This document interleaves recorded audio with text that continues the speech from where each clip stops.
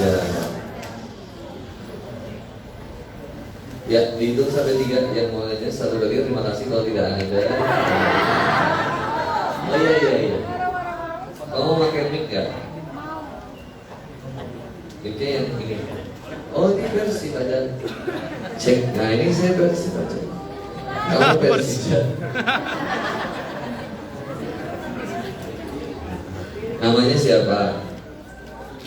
Mau berdiri boleh. Jangan salto, susah apalagi kalian. Nama? Waalaikumsalam warahmatullahi wabarakatuh. Perkenalkan saya Intan dari Klender. Siapa? Intan. Ikan? Intan. Oh Intan. Klemer. Oh Klender. Klender 2024. Klender.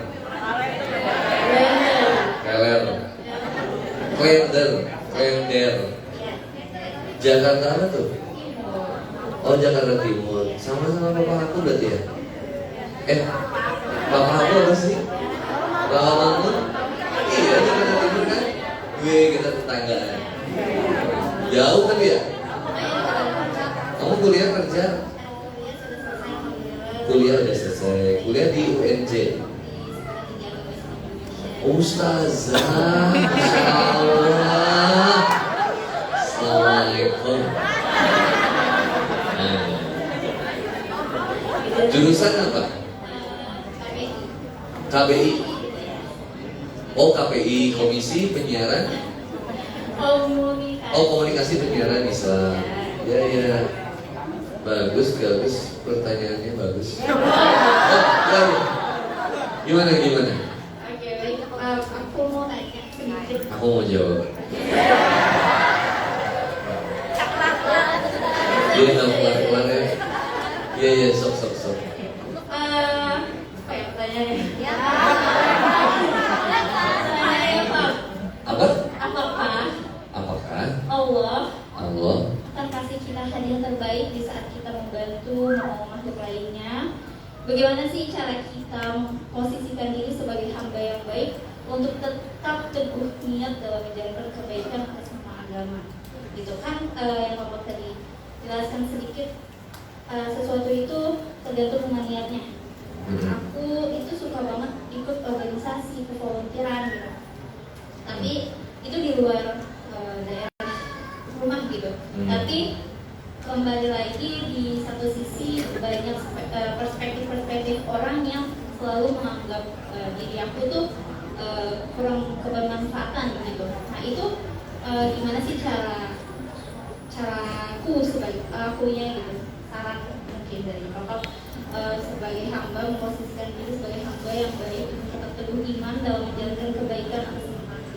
Masya Allah. Mas. Saya lagi kayak debat capres ini. Bagus pertanyaannya. Ya kita lihat nanti aja ya. Jawabannya gitu. Butuh jawaban. Oh butuh jawaban sekarang ya. Kita tanya penasehat dulu ya. Oh saya kaget datang kamu. Ini ada kasih buku Yasinan. Buku Bapak nih. Allah beri aku kesempatan. Pertanyaannya apa?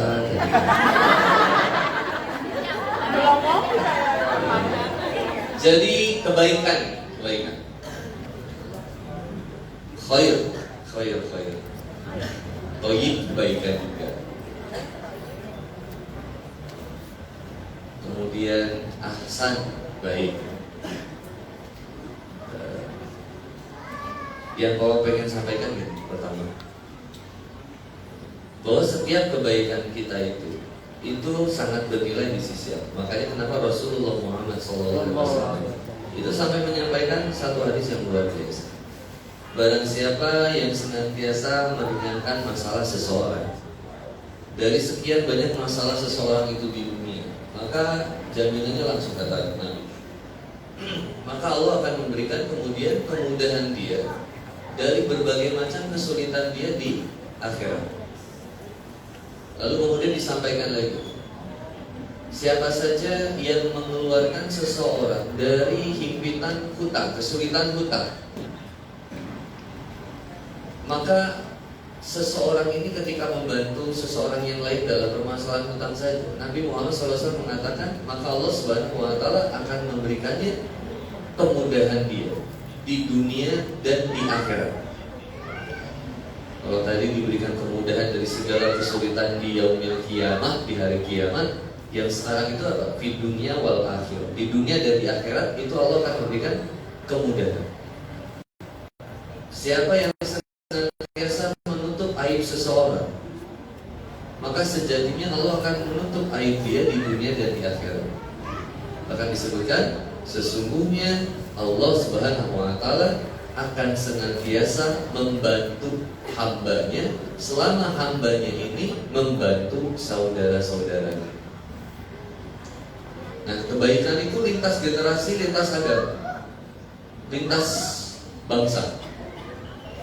Kita diajak berbuat baik kepada siapapun, tidak hanya kepada yang dekat atau yang seagama, itu wajib.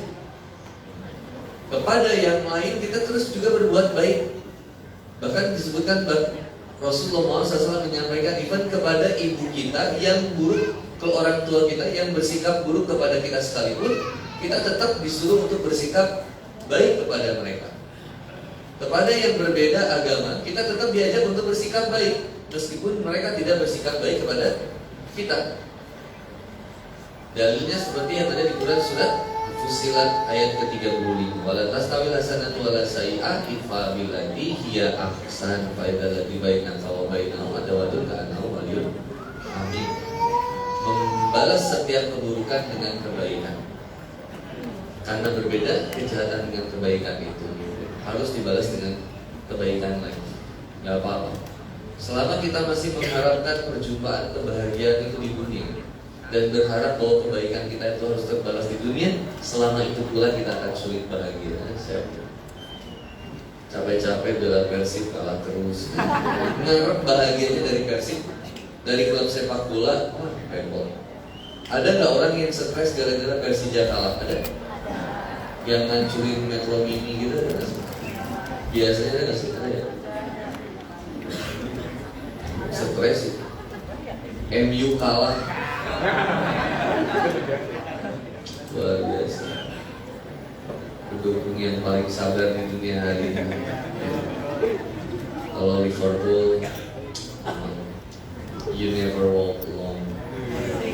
YNWA itu you are nothing without Allah. MU Red Devil, temennya setan. Saya kakak saya MU, saya Liverpool. Aku biasa aja. Jangan jadi unsur dunia itu sebagai unsur bahagia, nggak akan dapat. Even dengan istri saya akan dapat kebahagiaan kalau saya tempatkan bahagia saya di istri saya, nggak akan dapat. Tapi saya tempatkan bahagia saya itu ya di Allah. Sehingga apa-apa yang Allah ridhoi, yang ada dalam istri saya, itu ya saya akan terima. Marahnya istri, ya itu sabarnya saya, jadi saya bahagia juga. Ya kesel sedikit ya wajar manusia. Ada keselnya dikit, kasih macet, keselnya dikit itu pertama aja. Selebihnya ya udah bahagia lagi. Karena yang menyadari macet ini datangnya dari Allah. Dari Allah. Ketemu sama orang yang berkhianat, ya udah. Orang yang berkhianat ini didatangkan, dihadirkan oleh Allah dalam kehidupan kita untuk memberikan pelajaran kepada kita dan menguatkan keimanan kita. Nggak akan jadi protes dan merasa rugi ketika dia merugikan kita sekalipun. Kenapa? Karena datangnya atas izin dari Allah. Seseorang yang diputusin gagal nikah, nangis-nangis datang ke saya, harus aku nggak bisa begini. Dia support sistem gue. Saya udah bilang, Allah itu nunjukin sama kamu bahwa dia itu gak terbaik buat kamu. Apa susahnya? Menyadari hal itu. Ya juga ya Ustaz, ya udah, jangan mau dibodoh-bodohin lagi sama kayak gitu.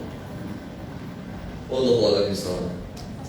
Terakhir masih. Silakan. Ini nanti. Maaf ya Tete. Oh, situ juga ada kawan. Ya, ini yang deket sih, aku aja, males banget. Mager. Ya, katanya. Belum nyala ya? Tes. Nah. Bismillahirrahmanirrahim. Assalamualaikum warahmatullahi wabarakatuh. Waalaikumsalam warahmatullahi wabarakatuh. Perkenalkan, nama saya Afifah Zahra Arashi. Afika. Afifah.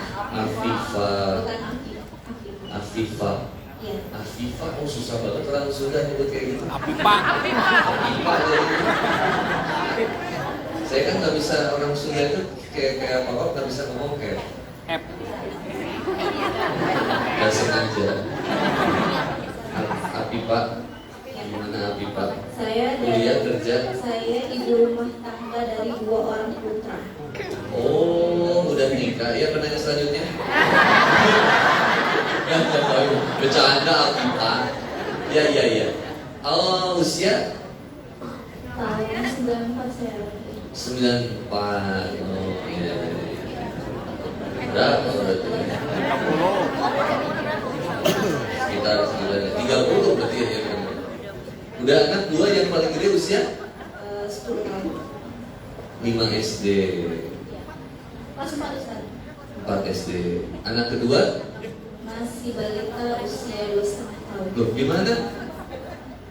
Amalnya disimpan di rumah. Dititipkan kepada uti akinya. Oh, akinya. Ini ayam kakung.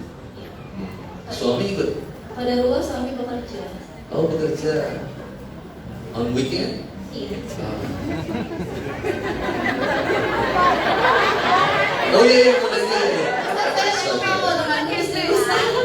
Kenapa? Saya temenan dengan istri Ustaz di sana. Alhamdulillah. Ya bagus kan, akur.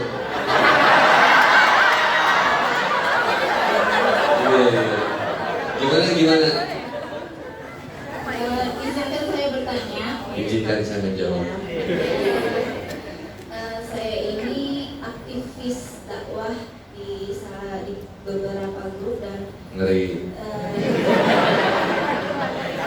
Insya Allah. ya, saya panggil ke umum Ustaz, tapi saya banyak belajar dan ingin menjadi manusia atau muslimah yang bermanfaat dengan berdakwah dan sedikit ilmu saya. Pada Di mana nih? Oh, ini saya. Qadarullah. yang saya ajarkan adalah anak-anak pelajar di luar kota, di pelosok gitu. Sehingga saya bingung menyampaikan atau memberikan materi yang dimana mereka itu akan semangat atau giat untuk belajar agama, mengenal Allah beserta Rasulnya gitu, Ustaz. Jadi bingungnya apa? Bingungnya cara menyampaikannya Ke anak yang di pelosok. Nah iya, kan mereka itu tidak punya buku dan katanya tuh majelis ilmu di sana sangat terbatas Ustaz. Gitu. Sehingga Pelosoknya tuh di mana sih? pelosok tuh kayak di daerah Sumatera, Kalimantan, Riau. Itu emang suka ke sana Dede? Tidak, tapi saya Via melalui online. online. Oh, dia via Zoom mereka. Iya, saya via Zoom. Berarti Teteh menyampaikan materinya lewat presentasi. Iya. Nah, lewat itu aja presentasi. Terus kesulitannya? Kesulitannya terkadang yang namanya anak masih gede ya Ustaz. Usia berapa anak? Ya sekitar 14 sampai 20 tahunan. Oh, remaja itu maksudnya. Ya, ada juga yang masih kelas 4 SD ternyata Ustaz. Iya. Gitu. Kadang-kadang mereka itu kalau diajarkan terlalu serius gitu kayak bedah kitab atau belajar kitab kadang-kadang udah bosan. Oh iya pasti. Jadi saya harus seperti apa Iya, agar pasti. bisa menjadi menarik buat mereka belajar agama. Oh iya, siap. Terima kasih. Jazakallahu khairan. Wassalamualaikum warahmatullahi wabarakatuh. Waalaikumsalam. Dakwah itu milik semua orang. Saya suka bilang saya tuh mungkin nggak ada yang lebih layak dari saya untuk bisa berdakwah. Cuman, bukan cuma itu mas. Papa itu meriset apa yang ingin disampaikan itu setidaknya riset sederhana aja itu dari tahun 2012. Jadi 2013. Karena dulu itu ya sama almarhum Postifan itu kan jalannya di Mualaf Center sebetulnya sama-sama di bermualafat. Karena hijrahnya saya itu dulu dari keateisan itu ya saya akhirnya belajar di situ, akhirnya sering nemenin para orang-orang yang mau masuk Islam atau mau nanya-nanya tentang Islam.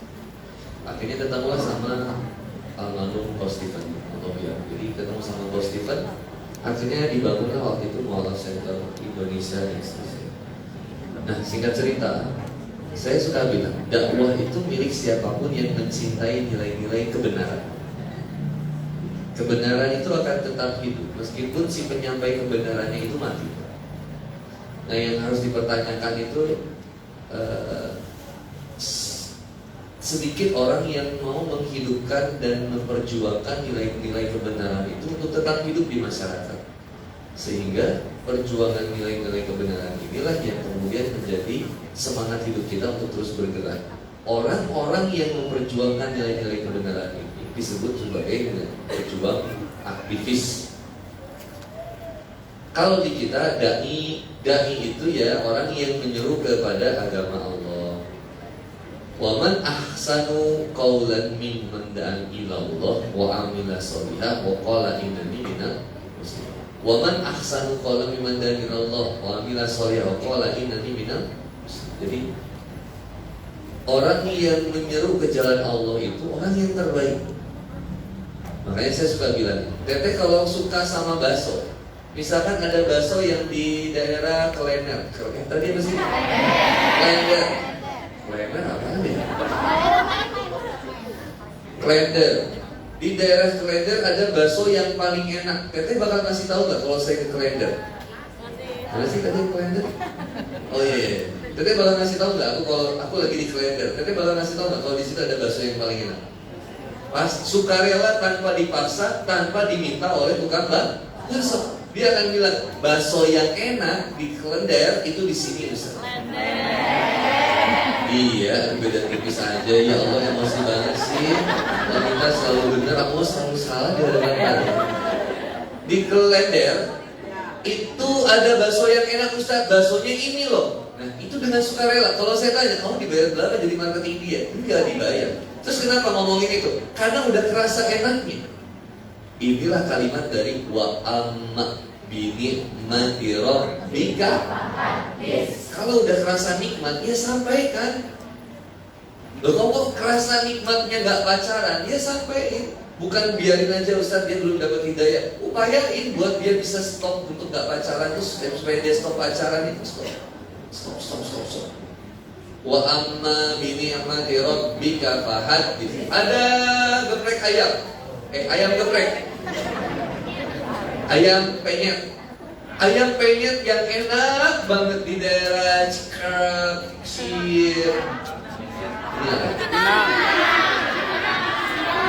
Cipinang.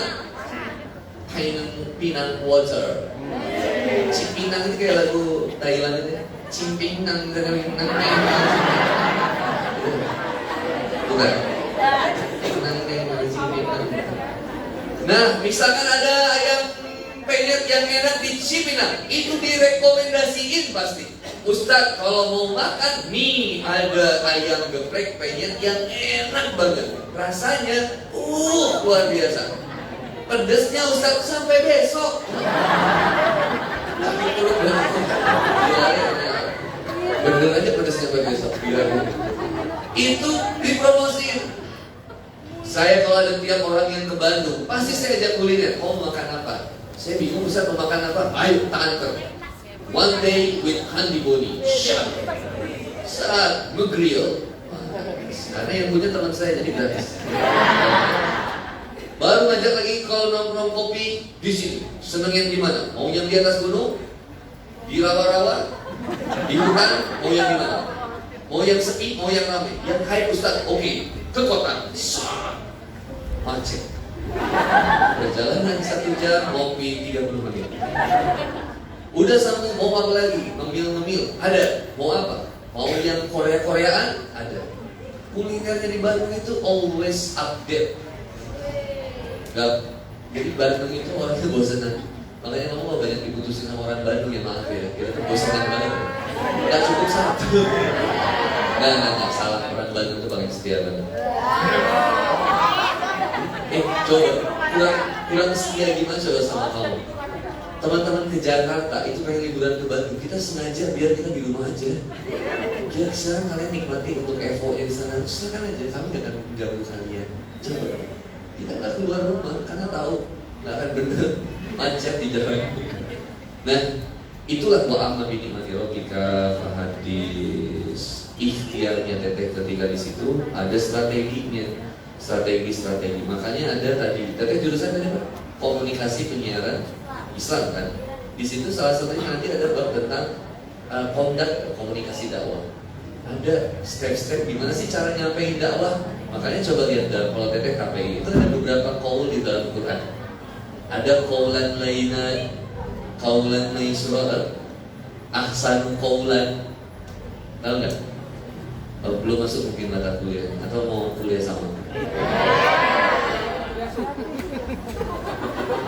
Ahsan, ada beberapa qaulan itu kan banyak. Ada qaulan baligho, qaulan maisura, qaulan sadida dan lain-lain. Qaulan-qaulan ini akhirnya jadi bentuk pola komunikasi yang terbaik. Makanya ada lagi nanti bilisani qaumi, berbicara dengan lisan kaumnya. Kalau ngobrol sama anak motor, ngobrolnya motor. Kalau ketemu sama anak Mobile Legend, ngobrolnya Mobile Legend. Maka saya datain, ternyata di anak muda permasalahan utama adalah masalah all about love. Kemudian ada yang komen, ya tadi suka komen kan, jangan datengin kajian Ustaz Boni, apaan ngomongin tentang cinta-cintaan dulu. Saya sampai, mungkin dia belum ngaji hikam. Di Al-Hikam itu disebutkan ma'ahbata say'an illa kuntalahu abdan wa huwa la yuhibbu an takuna li ghairihi abdan. Tidaklah seseorang itu mencintai sesuatu melainkan dia akan menjadi budak dari apa yang dia cintai, wa huwa la yuhibbu an takuna li ghairihi abdan. Dan seseorang dan Allah itu tidak menyukai seseorang mencintai sesuatu selain Allah.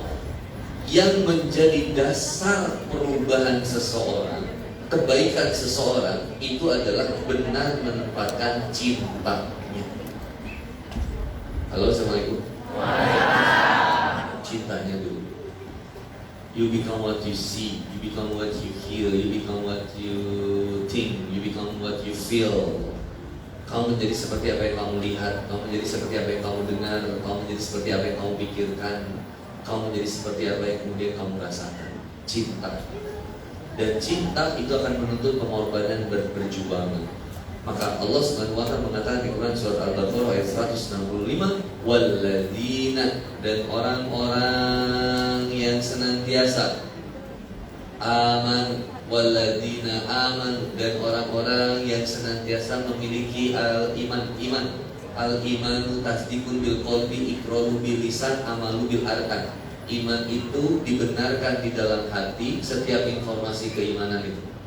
Bahwa Allah sebagai Roh pencipta, pengatur, pemelihara, dibenarkan di dalam hati, diucapkan, diikrarkan dengan lisan, dibenarkan dengan tindakan. Itulah kesempurnaan iman. Hati, lisan, tindakan sinkron. Walladzina, orang-orang yang amanu, beriman, asyaddu hubbalillah, kecintaannya teramat sangat besar kepada Allah. Maka Teteh mencintai seseorang, dasarnya harus mencintai seseorang karena Allah. Tiba-tiba saya lihat anak saya Kansa punya foto Teh Yung di meja belajarnya, sama foto jungkok. Terus saya bilang, kok ada foto-foto mereka? Aku ngefans. Terus aku bilang, kok gak ada foto papa? Emang kenapa? Enggak. Yang nyekolahin kamu siapa? Mereka atau papa? Papa. Yang suka ngajak jajan kamu mereka atau papa? Papa. Yang suka ngajak kamu main mereka atau papa? Papa. Terus foto mereka ada, foto papa nggak ada, itu fair? Ya nanti aku cetak.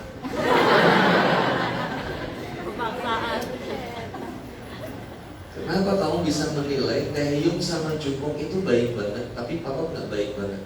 Nggak gitu pak, mereka tuh emang memotivasi aku, tapi kan tetap aku papanya yang paling baik. Enggak, tetap kamu harus lebih besar kecintaan kamu sama aku daripada sama mereka. dianterin lagi, kecintaan dia sama papa dibandingkan kecintaan dia sama Allah harus lebih besar kecintaan dia sama Allah. Kenapa? Karena Allah lah yang paling baik sama dia. Sehingga dia sholat bukan karena disuruh papahnya, tapi disuruh Allah, diperintah oleh Allah, harus menjadi hambanya Allah. Hambanya Allah, cara jalan dan tujuannya harus benar. Hambanya Allah, cara jalan tujuan harus benar. Kita mengajak seseorang kepada Allah, maka caranya harus benar, jalannya harus benar, tujuannya juga benar. Siapa yang menguasai hati manusia? Bisa nggak seseorang itu mendapatkan hidayah hanya dengan ceramah atau tausiah kita yang singkat? Bisa? Bisa. Dengan sedikit atas izin dari Allah yang qalibal bukan Allah. Cukup dengan sederhana bahwa sejatinya dakwah itu harus menjadikan Allah sebagai tujuan, bukan kita. Allah bisa. Terakhir sebelah sini. Tadi jadi terakhir ya. Nah, tetes. Biar adil lagi Ustaz. Oke. Oh, nah, satu lagi nanti dari Ikhwan aja ya. Satu dari kasihan tadi hampir ngancam-ngancam. Oke. Enggak, aku dari bersama.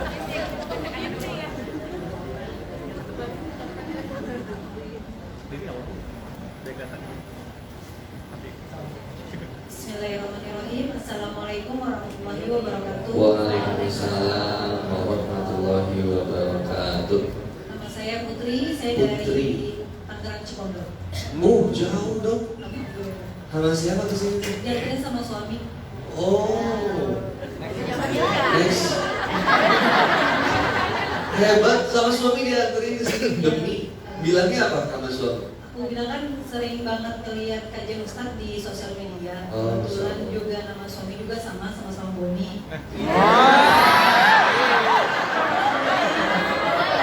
Aku setiap lihat kajian Ustadz tuh aku selalu bilang, ayah kalau nanti ada kajian beliau di daerah Jakarta atau Tangerang di sini aku ya buat lihat gitu atau buat hadir. Yaudah Bismillah. Terus hari ini kebetulan beliau lagi di Bulu Kerja, alhamdulillah dianterin. Oh, beliaunya terikutan? Enggak, lagi jagain anak. Bagi-bagi Iya, tugasnya. alhamdulillah. Oh, jadi jagain anaknya dekat-dekat sini. Iya. Oh, ajak main supaya fokus gitu. Aku besok ada di Tangerang kan? Besok tuh di mana? Cikupa aku besok. Ciherang, Cikupa, tahu nggak ada? Saya nggak tahu kemana-mana Ustaz. Kalau sama suami nggak tahu jalan. Iya. Oh, tapi yang penting tahu tujuan hidupnya mau kemana. Kalian usia berapa? Saya usia sekarang 35. Seumuran sama aku berarti. Iya. Anak berarti 3, 4. Iya, alhamdulillah 3. Papa 4. Tambah lagi ya. Semangat. Ini Ustaz, aku mau cerita sedikit sama teman-teman yang belum menikah. Mudah-mudahan ini menjadi inspirasi juga. Wah, banyak ini kan yang penyesalan dalam hidup. Jadi pertemuan aku sama suami, alhamdulillah di salah satu travel. Waktu itu aku bekerja di Travel. umroh haji. Oh, enggak usah kira travel. Aku bekerja di travel umroh haji waktu itu. Oh, bisa. Terus suami lagi mendaftarkan ibunya Umroh. haji. Oh. Gitu. Suami juga anak bungsu dari 4 bersaudara, tapi alhamdulillah beliau walaupun anak bungsu tapi tulang punggung ibunya saat itu. Jadi anak kedua. Saya anak ketiga dan perempuan pertama. Oh, anak ketiga, Perempuan pertama dari berapa bersaudara? 6 bersaudara. Berarti anak Jadi kedua. kakak saya 3 laki-laki, saya perempuan pertama, saya punya adik 2 perempuan.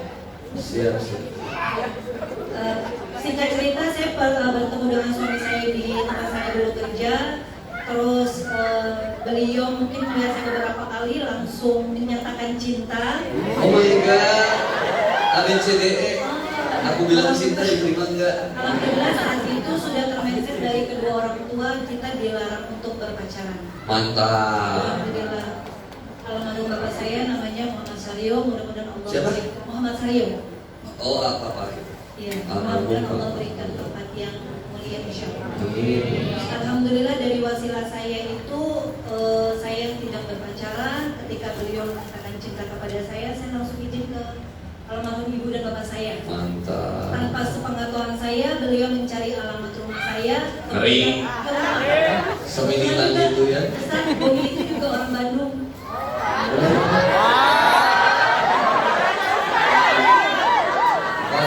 Masa aja ya? Kamu paling gak suka disamain kayak gitu. Oh gitu, orang Bandung.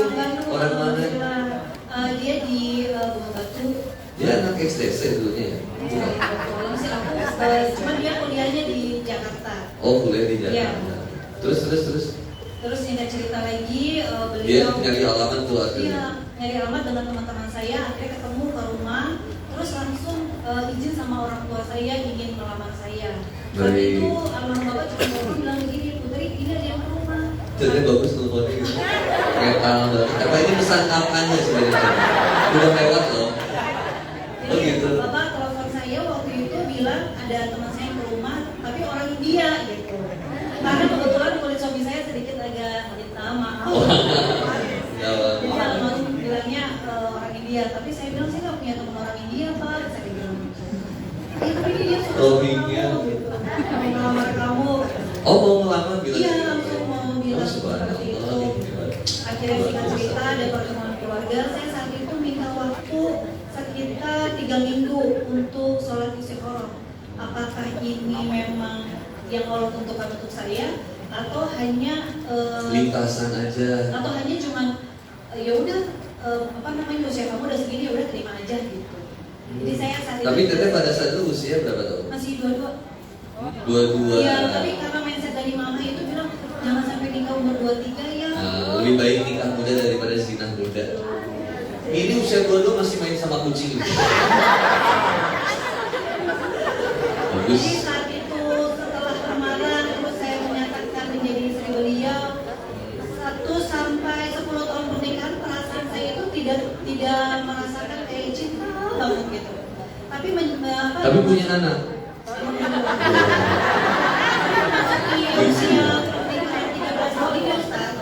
Masuk usia pernikahan 13 tahun ini justru saya banyak kekhawatiran, ketakutan karena banyak banget berita maaf tentang perselingkuhan dan lain sebagainya.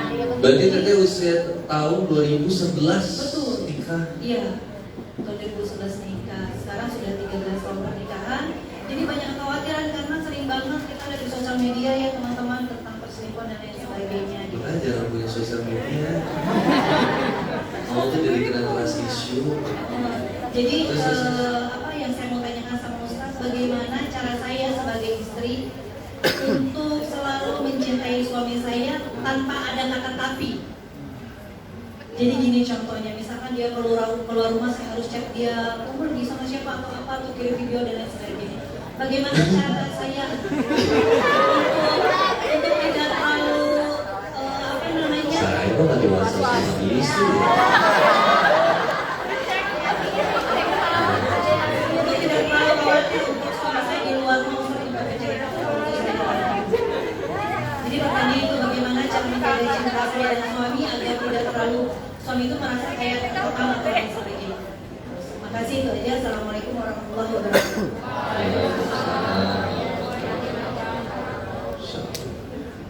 Saya kok nggak disaring istri saya.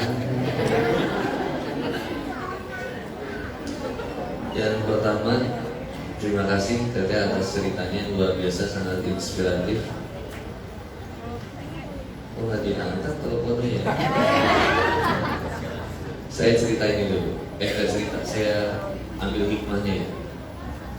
Saya tuh suka bilang bahwa nikah itu emang bukan cepet-cepetan, tapi nikah itu perlu direncanakan dengan baik.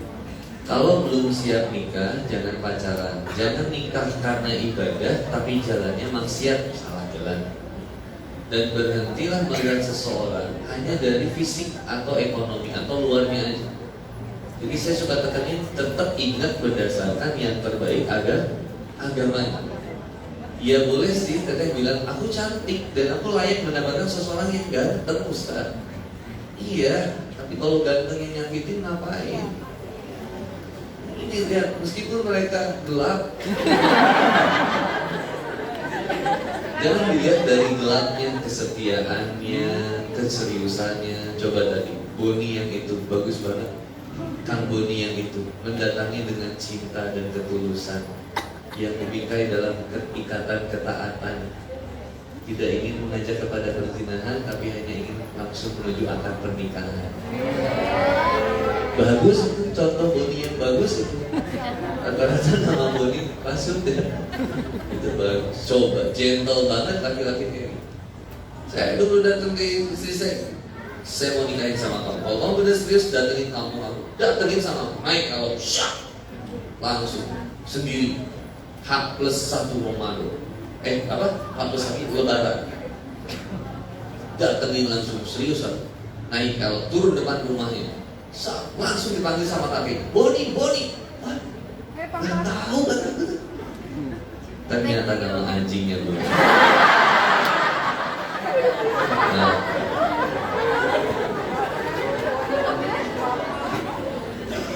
semangat gitu buat mau nikah itu ya, semangat, jaga dalam ketaatan. Kalau ada yang mau caranya pakai cara yang maksiat, jangan pakai cara yang di Allah ridho. Tadi cara, jalan, dan tujuan.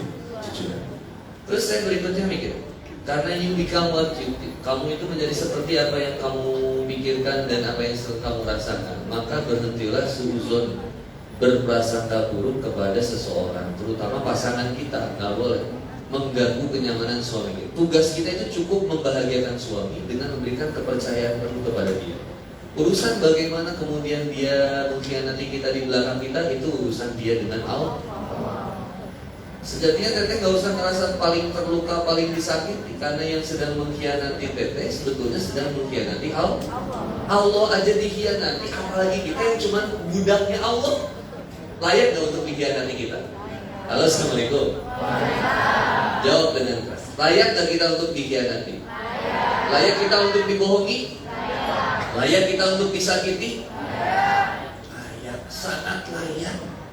Yang tidak layak sebetulnya kita memaksa untuk dicintai. Gak layak, siapa kita minta dicintai dengan penuh. Yang harus kemudian kita cintai Allah. Kalau suami mencintai kita, maka cintailah kita karena Allah. Halo, assalamualaikum. Akhirnya gimana cara tugas kita untuk lebih positive thinking dalam hubungan rumah tangga? Menghindari berita-berita yang negatif dan stop tinggalin lagu-lagu yang galau. Jangan dengerin lagu-lagu yang mellow. Cerita tapi pun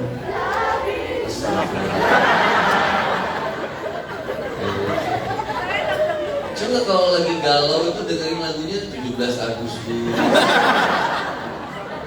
Apa kalau udah nyur melambai itu ada ya, nyur di pantai, itu ada apa sih? Rayuan Pulau Kelapa. Sunan Kelapa kan? Nah, itu. Oh, Rayuan Kelapa. Oh, Rayuan Pulau Kelapa. Oh, Rayuan Kelapa mana gitu ya, Pulau Kelapa muda. Minum aku. Marjan. Jadi coba ganti sholawat, itu bagus. Ini nggak mau sholawat, dengerin lagu galau. Ustaz, terus setiap sakit hatinya dicari soundtracknya lagi. Bodoh. Itu gue banget. Mati. Stop dari sekarang lagu-lagu yang galau, berita-berita yang negatif, konten-konten yang negatif tinggalin, nggak usah dilihatin. Film-film yang gara-gara film makmum orang jadi malas tahajud.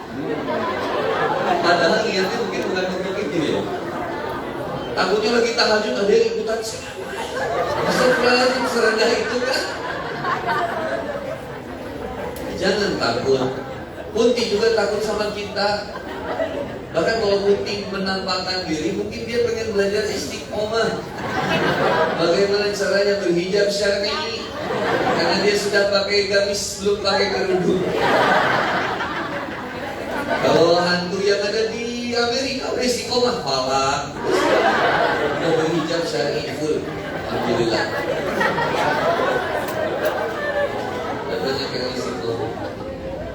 Jadi jangan nonton berita yang negatif. Hidup kita itu udah runyam gitu loh.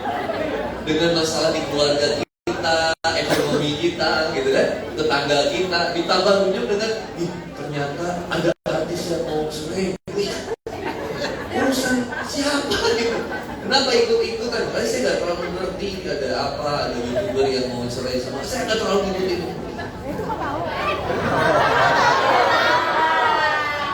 Saya cuma dikasih tahu. Fokusnya udah aja, cuma pengen makan seblak makan, nggak pengen banyak beban pikir. Dan saya mah jarang buka handphone kecuali main Mobile Legends. Istri saya nggak balas WhatsApp saya. Kalau udah nikah itu saya nggak pernah yang macam-macam, maksudnya apa ya? Chat-chatan kamu di mana nggak biasa. Saling-saling ini aja percaya udah. Beda sama yang nikahan. Terus yang pacaran saja, yang pacaran. Kalau yang pacaran kan mau di mana? Lagi ngapain? Sama siapa? Sama siapa? Oh, kamar. Itu laki-laki digigit jijik nggak sih?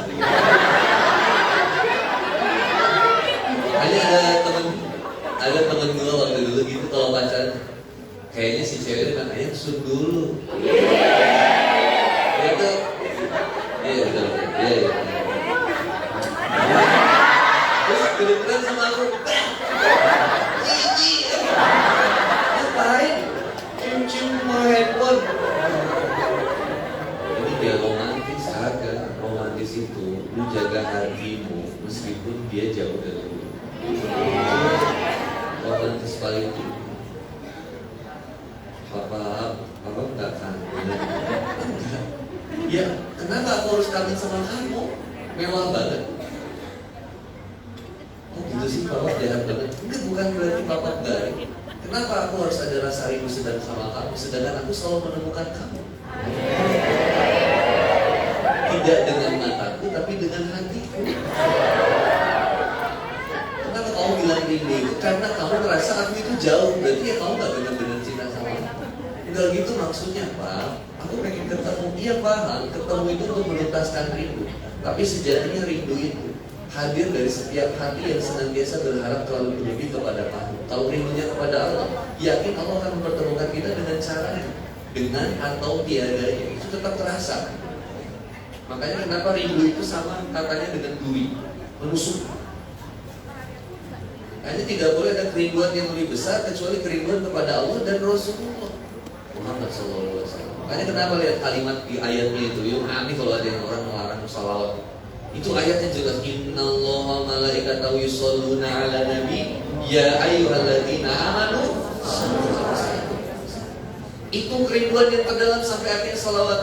Sallallahu ala Muhammad. Coba kamu naik motor sampai Tangerang nangis, kejar gitu.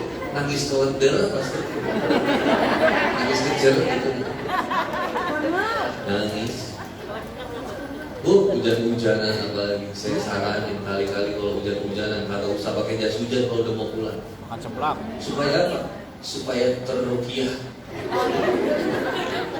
Hujan itu di Quran sudah disebutin berkah dari Allah, bisa menyembuhkan setiap jiwa yang bersedih.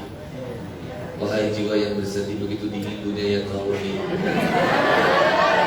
Jika tak ada tempat untuk kembali, bawa kamu ke kajian ini biar aku obati.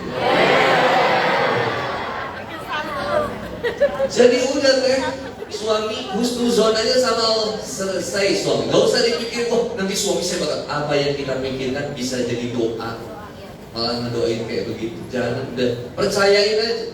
Dan kalaupun dia berkhianat, dia khianat sama siapa? Allah.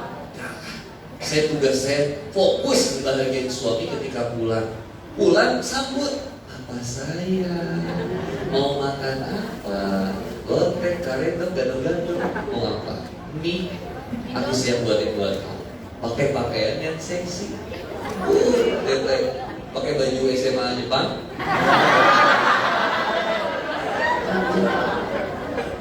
Sambut, nanti kita pokoknya harus bahagia. Coba, suami stres di rumah gara-gara apa? Istrinya terlalu galak. Kamu gak buka WhatsApp ya? Ha? Dibuka gak WhatsApp? Punya mantak, punya kuota. Baca aku WhatsApp dari jam 4 tadi. Kau datang jam 8 ke rumah terus bilang Assalamualaikum. Kau gak mikirin aku selama 4 jam ini. Yang kau udah berubah. Itu suami dia kenapa yang bikin gue? Makanya kalau sama suami itu ya baik-baik aja. Kenapa? Khawatir dia dapat kebaikan dari wanita yang lain. Iya ya kayaknya sebagai people lebih baik daripada bini gue. Kayaknya bini gue nggak cocok, dia udah nggak suka sama gue. Kayaknya dia ditanya di satu film, di film barat ada serial film percintaan, dia suaminya ini selingkuh dan si ceweknya bilang she's not more beautiful than me. Jadi dia nggak lebih cantik daripada saya, dia nggak lebih muda daripada saya. Lalu kenapa kamu pilih dia? Si laki-laki bilang, karena dia tidak pernah berteriak seperti kamu berteriak sama saya. Dia selalu ngikutin perintah saya dan dia nggak pernah membantah seperti kamu membantah saya. Dia selalu ada di saat saya susah dan dia dengerin cerita-cerita saya. Nggak kayak kamu yang selalu pengen didengerin tanpa mau didengerin, tanpa mau ngedengerin curhatan saya. Akhirnya si cewek itu nangis menyadari kesalahan. Walaupun sebetulnya nggak kayak gitu caranya. Nah, saya selalu bilang sama setiap wanita, jangan bersikap buruk sama suami. Ingatlah Rasulullah Muhammad SAW menyampaikan, seandainya saya bisa perintahkan seorang manusia untuk bersujud, maka saya akan perintahkan seorang istri bersujud kepada suami. Udah ditolong sama suami, mah pulang, nurut aja. Ini tanggung lagi kajian tuh, gak bilang ini iman dan ketakwaan. Ajaran intan. Kamu lagi kajian, ini kamu aneh banget itu. Kamu kan pengen punya wanita yang soleha, pengen kan? Gak. Udah kalau kata angkat telepon, Mak, di mana? Pulang. Ya, aku pulang ya. Sebentar Pak, aku udah pesan. Siap. Langsung tinggal, meskipun baru datang. Istri saya datang ke kajian, Ustaz, Umar minta di Bandung. Tapi karena saya baru pulang ke rumah dan saya belum nggak tahu kalau itu baru mulai, saya bilang ya, aku di rumah, amal soleh kamu tuh aku. Datang pulang ke rumah, iya coba. Ternyata itu baru datang, dia baru duduk pengen dengar Ustaz Umar minta. Harus pulang. Ya udah, saya yakin Ustaz Umar minta nggak akan ngelarang. Mohon maaf, duduk dulu ya. Biarkan suami nggak akan. Pasti Ustaz Umar minta juga paham. Ya pulang, nggak usah pakai drama yang ngerti ini mau banget aku. Baru juga duduk ini. Cuma mau tuh paham gitu tuh bisa istri. Karena kamu suka dakwah.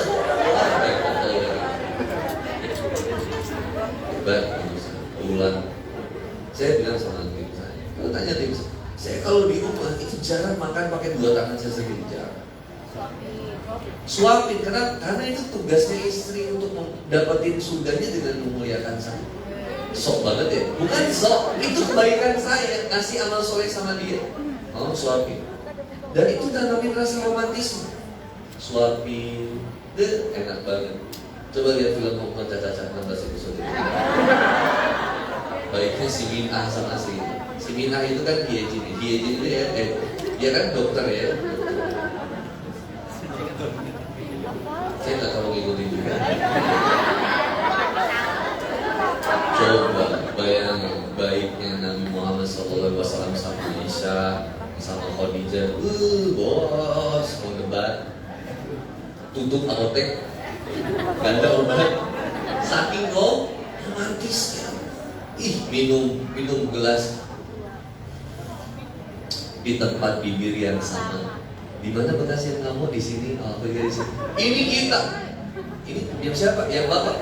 Mana yang berlaku? Kita tuker gelasnya. Gak mau yang sama. Kalaupun yang sama, mana tadi kamu di sini? Udah diputar di sini. Harus kalau di rumah layani. Supaya apa? Supaya kita coba bayangin ya, ini rahasia kita nanti jangan bilang kita abonia. Coba teteh, ketika suami pulang di rumah langsung teteh, set ke bawah pijitin kaki, apa pedelnya, Kamu mau disiapin air hangat nggak buat mandi? Mau mandi dulu atau aku dulu?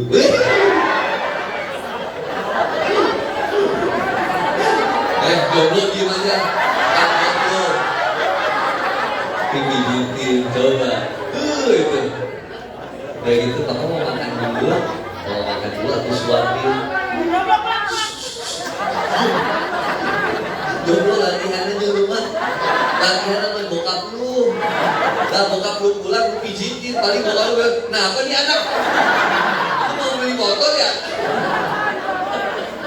Gitu, nah pijitin saya. Kamu istirahat aku siapin. Coba, gimana suami bakal macam-macam melihat istrinya baik banget.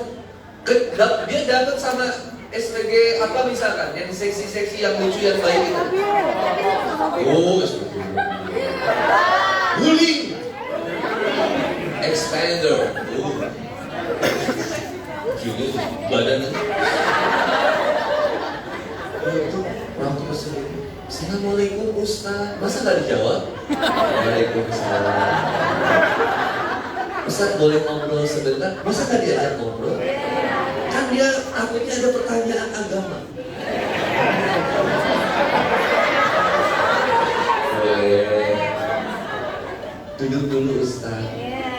Ustaz mau apa? Mau pulang. Mau pulang. Gitu. Coba kalau kita baik sama suami kita, dia nggak akan kepikiran juga, udah lah.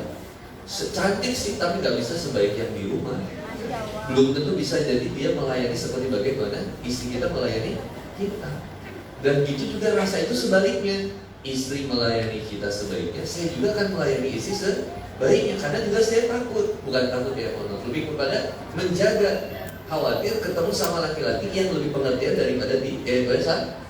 Biar tetap saya harus lebih baik sama dia. Maka tidak boleh seorang istri berbaik-baik kepada laki-laki lain kecuali istri suami sendiri.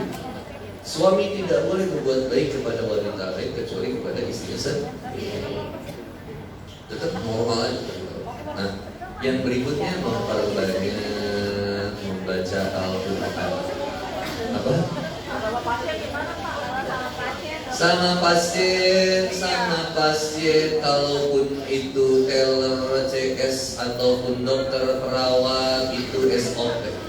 Maka kerjakan SOP itu karena Allah, bukan karena SOP aja. Kenapa pasien baik sama pasiennya, tapi sama suami gak sebaik ke pasien? Gimana Bapak? Selamat pagi Bapak. Hari ini sudah baik, saya cek dulu infusnya Pak ya. Panas Papa, gua hampir mati ini Pak. Coba kalau sama suami juga baik kayak gitu. Guru TK, coba guru TK praktek di rumah. Selamat pagi Bapak, apa kabar hari ini? Tetap semangat ya? Yes. Itu suaminya stres banget gitu. Kalau dianggap anak TK. Maksud saya, baik di pekerjaan, bila profesional boleh. Misalkan perawat boleh nggak megang pasiennya dengan lateksnya atau sarung tangan kan boleh. Kalau misalkan memang darurat. Dokter Papa kemarin home care, perawatan, suntik, infus apa? Neurobion, obat ginjal. Apa ada kan satu lagi buat ginjal? Baru yang itu vitamin C. Buat perawatan kulit agar kulit cerah. Kulit itu dirawat, dijaga, bukan diacak-acak. Itu karena wanita saat izin pegang tangannya profesional, silahkan. Ketika dipegang, kemudian saya bilang, kamu adalah salah satu wanita yang berani pegang tangan saya. Dia usah jadi nggak berani, nggak apa-apa izin. Karena emang SOP, silahkan. Tapi kalau bisa, saya makanya kalau di rumah sakit Al-Ihsan di Bandung, perawat saya pasti laki-laki. Sebagian ada yang laki-laki. Itu kalau saya sampai dirawat inap di sana, wah baik. Dianterin sama dokternya, itu dokternya ustadz kan banyak yang kalau di rumah sakit Al-Ihsan. Itu pas saya mau keluar Ustaz, kangen Ustaz di rumah sakit lagi. Saya harus dirawat terus. Teller Bank customer service baik sebagai SOP, tapi tetap harus lebih baik kepada gitu. Allah bisa. Cukup ya? Karena sudah jam 5 rasanya kamu dari pagi. Kita udah dapat motor. Buku. Tadi udah dapat yang dari planner ya? Kamu udah? Oh belum ya?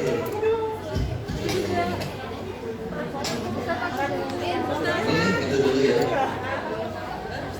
Iwan habis ya? Hah? Cukup. Mau ada kajian soalnya di sini. Ya, mau ada kajian lagi, lanjut lagi ya. Kamu nanti makan dulu. Karena ada yang di sini yang dekat, ada galon, ada apa. Kita tutup dengan doa pribadi subhanallah wa bihamdika asyhadu an la ilaha illa anta astaghfiruka wa atubu ilaik. Wassalamualaikum warahmatullahi wabarakatuh. Assalamualaikum warahmatullahi wabarakatuh.